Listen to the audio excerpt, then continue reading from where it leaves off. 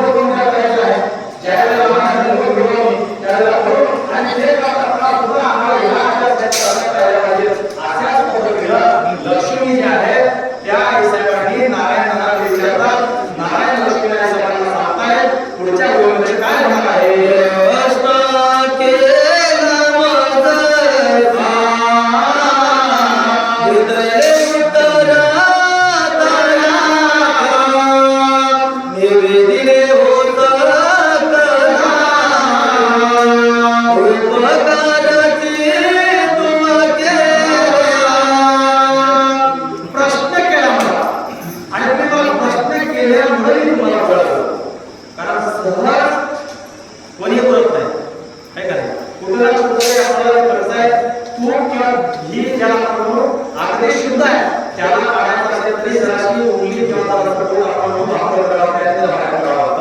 तसं असताना तुम्ही मला प्रश्न केलाय आणि प्रश्न केल्यानंतर तुमच्या प्रश्नाचं उत्तर देणं माझा भाग आहे आणि निश्चित मी देणार या शंकाने आता लक्ष करून आहे का असं काय बोलायला लागले.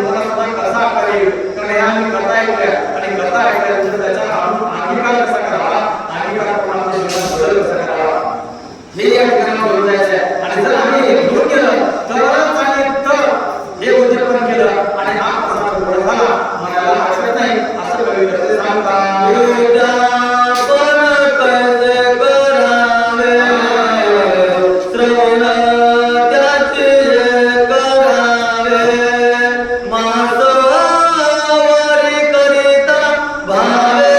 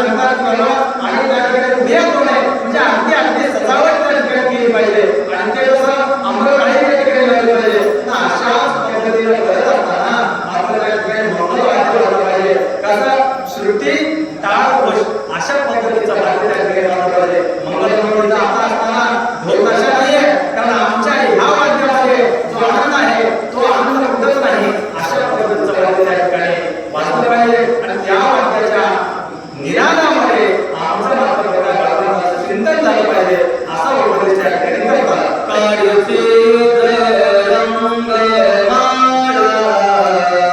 मधुभावी रंग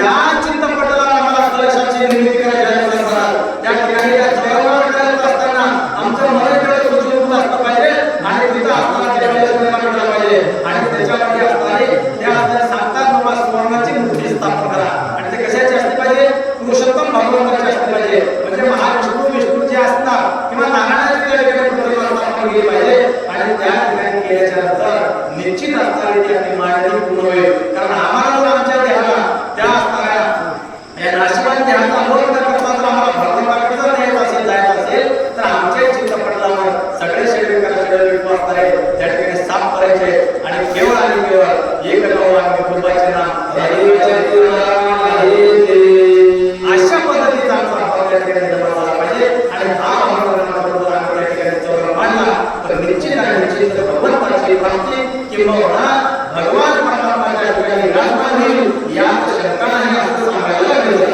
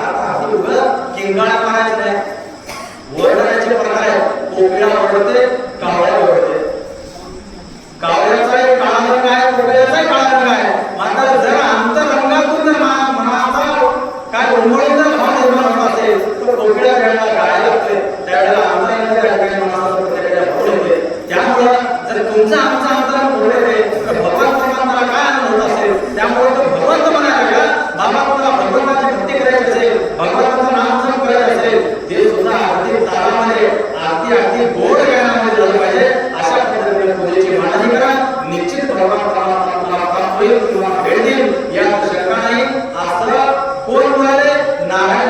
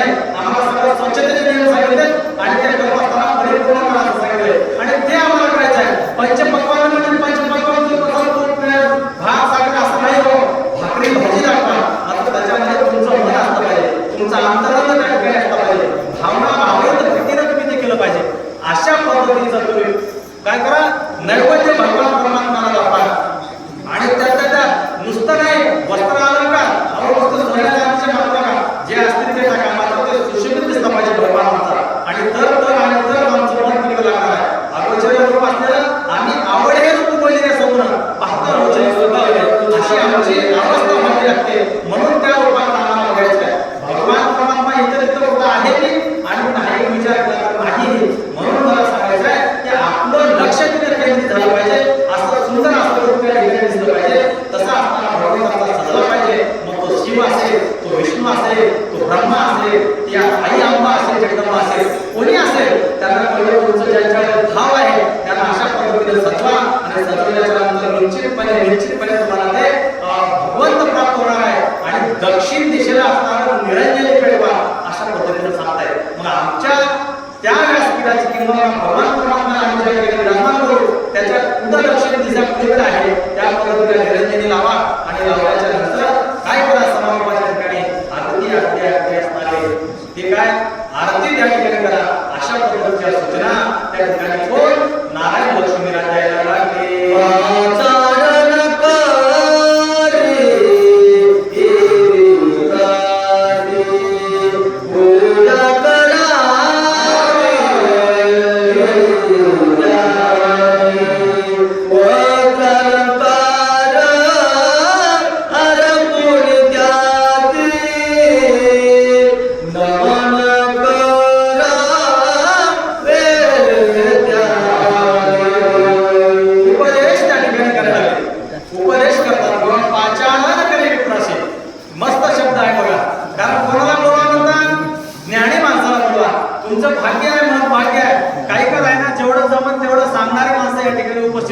कारण आज एकंदरीत विप्रच म्हणायला हरकत नाही अशा पद्धतीचं. मग आम्हाला विप्र म्हणजे कोणाला? ब्राह्मणाला बोलवायचं आहे. मग आम्हाला कोण्या ब्राह्मणाला बोलवायचं आहे? रावणाला बोलवायचं आहे का? ब्राह्मण आहे. रावणाला बोलवायचं आहे, ब्राह्मण आहे. त्याच्यानंतर जर पुढे आपण सरकलं, द्वापार युगामध्ये आलं, सुदामाला बोलवलं का आपण? तो ब्राह्मण आहे. त्याच्यानंतर आम्ही अलीकडे आले, त्याच्यानंतर चाणक्याला बोलवलं आपण, तो ब्राह्मण आहे. त्याच्या जर अगोदर पुढे गेलं, रावणाच्या पुढे गेलं, परशुरामाला बोलवलं आपण, तो ब्राह्मण आहे. आम्हाला हे 4 ब्राह्मण आहेत. त्या 4 ब्राह्मणाला बोलवायचं आहे. तर यापैकी आम्हाला योग्य वाटणारा ब्राह्मण कोण आहे? तो ब्राह्मण आहे. बाकी ब्राह्मण आहेत का नाही ज्याचा त्यांना त्याचा शोध घ्यायचा आहे. मग अशा ब्राह्मणाला तुम्हाला या ठिकाणी बोलवायचं आहे. असे असणारे 4 प्रकारचे ब्राह्मण त्या ठिकाणी सांगतात. आणि हे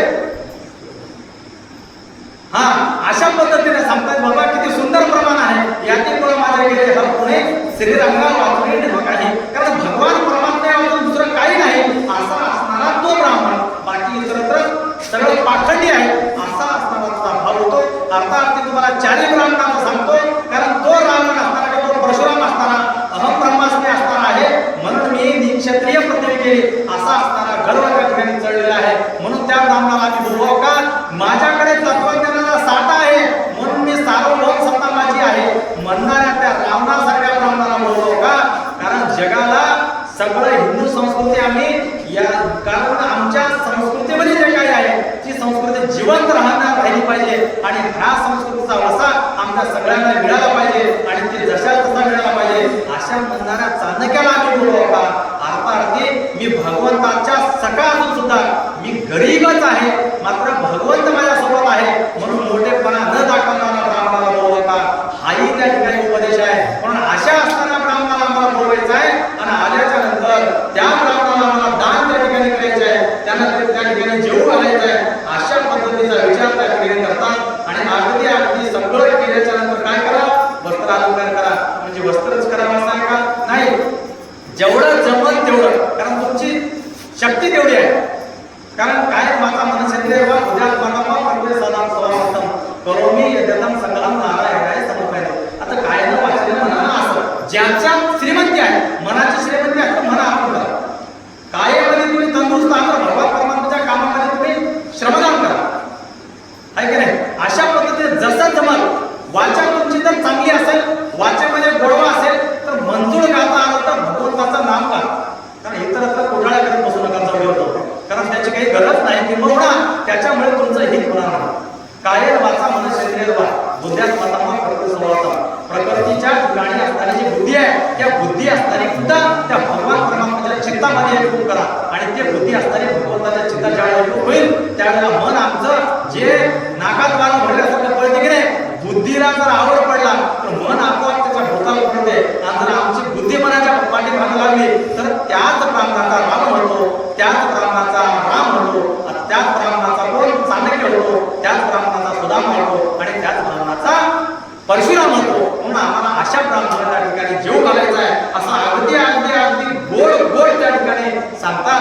काय सांगितलं, वस्त्र अलंकार द्या, देवघराला जे काय तर द्या, कारण अशा पद्धतीचं देण्याचे उपदेश त्या ठिकाणी करतात. आणि शेवटी मात्र एक करा,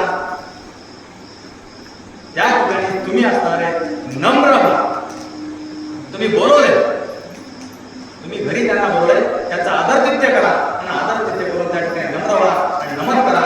नमन करून जे काही आशीर्वाद असेल त्यांच्याकडून घ्या. अगदी अगदी असा असणारा गोड प्रसंग या ठिकाणी माझ्या वाटायला, माझ्या बुद्धिमत्तेनुसार मला तो गोड वाटलाय आणि गोड वाटल्यामुळे मी तुमच्यापुढे बोलण्याचा प्रयत्न या ठिकाणी केलेला आहे. येता अवकाश बोलताना काही चुकीचं असेल ते खरंच माझ्या बुद्धीचा दोष आहे आणि शब्दशः जे काही योग्य वाटत असेल ते मात्र तुमच्या सगळ्या संतांच्या आशीर्वादाने, भगवंताच्या कृपेने या सगळ्यांच्या मी तुमच्या पुढे ठेवण्याचा या ठिकाणी प्रयत्न केलेला आहे. झालेली सेवा मागण्यापेक्षा करून घेतलेली सेवा या ठिकाणी भगवंताच्या चरणी, संतांच्या चरणी समर्पण करून माझ्या सेवेला पूर्ण होईल. गोपाळ कृष्ण भगवान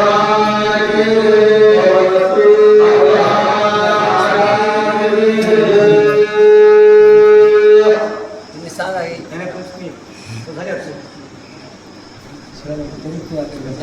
होय का?